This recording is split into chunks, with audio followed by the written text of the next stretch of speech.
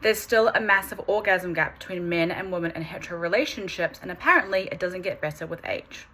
Okay, so not a good news day. Here's what's going on. A study that was published in the journal Sexual Medicine did a study with over 24,000 Americans aged 18 to 100. And it found that across all ages, men reported higher orgasm rates during sex, so around 70 to 85%. Women, on the other hand, reported 48 to 56%. Lesbian and bisexual women reported more orgasms than hetero women, but overall the gap persisted across all ages. So why the gap?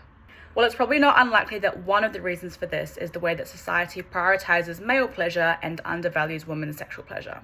Another reason might have to do with the actual question that the study asked, which was, when having sexual intercourse in general, what percentage of the time do you usually have an orgasm? But it didn't give a definition as to what sexual intercourse actually means. This could be a problem because if straight women define sexual intercourse as penetrative sex only, it's maybe not so surprising that we see such big gaps in orgasm rates, because a lot of women require some kind of clitoral stimulation to have an orgasm.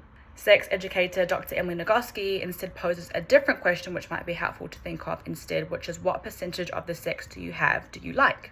It's a really helpful reminder that pleasure should be the measure of a sexual encounter, not orgasm.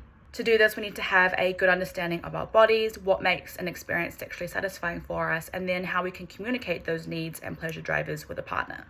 So yes, there may be an orgasm gap between men and women, but perhaps we should be researching the pleasure gap instead. What do you think? Let us know in the comments, and if you want to keep up with more sex ed content like this, make sure to hit subscribe to stay in our orbit.